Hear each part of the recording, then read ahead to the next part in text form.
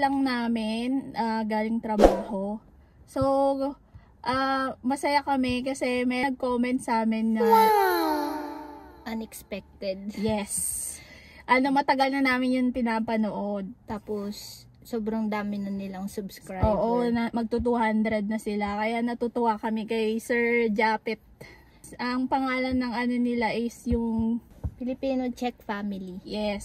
So, matagal na namin yung pinapanood. Kaya, thank you Sir Japet sa salamat po sa pag-comment. Tsaka nanonood po kayo sa namin, vlog.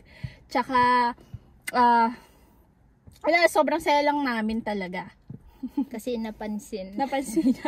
Kasi lang kami, nagbibideo lang kami kasi wala kami laging pasok, ganun. Tapos maraming nagtatanong sa amin dito, yung mga gustong pumunta, kaya naisipan namin ng kahit konting kaalaman lang. Kaya yun lang. Tapos napansin nyo po kami. Thank you! Salamat po ng marami. So, ang i-share about po sa transpo dito sa Czech. So, marami namang klase ng transportation dito sa Czech. Katulad ng ng bus, mga tram, train. Tapos may dalawang klase ng bus nila dito. Yung isa, tinatawag nila na trolley. May antena siya. Ayan, trolley. Parang bus din naman siya. May pinagkaiba lang sila. Madalas dinadaanan ng trolley yung mga walang tram. Kasi parang may mga antena sila, yung parang kuryente. Oo. Tapos tram, so yan naman yung tram. Parang siyang tren pero sa kalsada. Yung dati napapanood lang natin sa sa mga palabas, tas dito may mga tram. Pero meron pong mga lugar na walang tram. Mga province. Oo. Bus lang at saka yung trolley. Tapos po, yung metro, may metro din po dito. Kaso sa mismong Prague lang. Oo, sa Prague lang siya meron. So, pagka sa ibang lugar wala na. Tram, tren, tsaka bus lang ang meron. May Uber din dito tsaka mga taxi. Mga Bolt, mga ganon. Pero pag mga ganun naman na bus, train, madalas naman siya on time. On time siya. Bihira lang siyang ma-delay. Yung bus. Pero yung train, yung RioJet, laging delay. So, pero may free tubig. Minsan lang.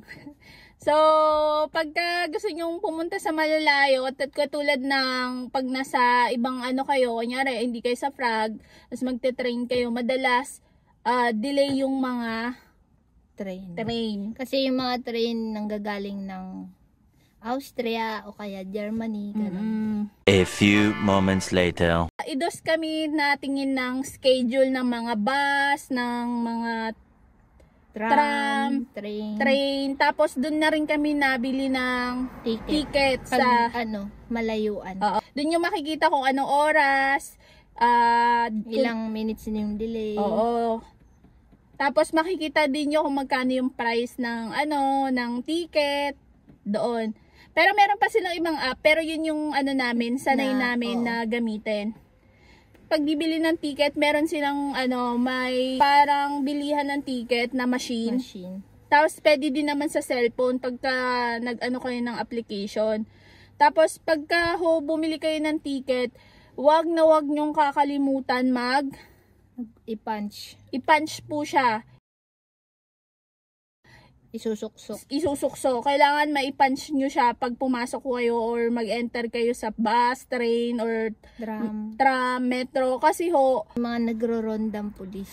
Lalo na sa Prague. Kasi kahit may ticket ka, kung hindi mo naman na validate, hindi pa rin, magbabayad ka pa rin. Yes. Kahit sabihin mo na ipakita mo sa kanila na meron kang ticket, hindi nila yun i-consider kasi hindi titignan yung time. Yung time. Kasi pag pinunch mo doon, makalagay doon kung anong araw, anong oras mo siya na punch. Ang ticket dito is by minutes, may ayun nga 30 minutes, 15. 15, 1 hour, tapos the whole day. Meron pong ticket. So mamimili ka doon. Kaya yun lang po, kasi ang sakit sa bulsa pag nahuli kayo, kasi 1,000 yun. 1,000 din, lalo ho sa Prague, mahal ang singil. Kaya mag-iingat din po kayong Kahit isang station pa yan. oo, kahit Kung- sabihin mo na malapit lang yung bababaan mo. Kung natsambahan ka. So, meron naman pong 1 buwan na ticket. Or 3 months. 3 months. 1 year. Oo, ganon. Depende po kung anong gusto nyong bilhin. Before, may card kami, may parang ID kami ng ano, itatap lang namin yun, tatap lang namin. Consider na yun na ano, kasi isang buwan yung niloload namin. Para sakay na lang kami ng sakay. Oo. Tapos pag may nag-check, papakita lang yun. Tapos ngayon naman, yung iba hindi na kumukuha ng card sa ano na lang, sa cellphone na lang nila. Or sa ATM mismo. Sa Oo. card. Huwag niyong pong kakalimutan yung Mag-punch. mag-punch kasi masakit po yun sa bulsa. Biglaan ka kasi isipin mo 30 crown lang yung ticket. Tapos sisingilin ka ng 1,000. Walang salita-salita o walang pali-paliwanag. Sasabihin lang sa'yo, cash or card. Yes. Wala na. Wala na. Di ang sakit. Yun lang po, mag-iingat lang po tayo. Tapos may mga station sila, hindi ka basta-basta papara by oras po talaga. Hahabulin mo Oo.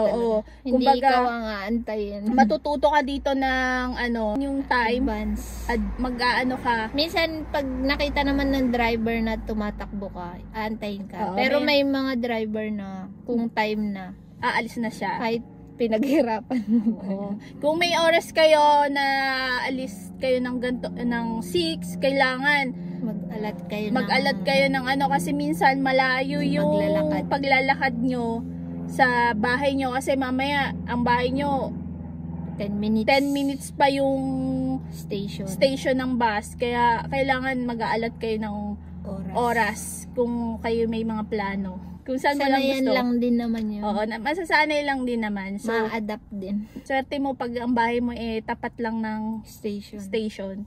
Or isang kanto lang. Oo, hindi ka na mamumblema. Yun lang po. Bye! Salamat! Salamat.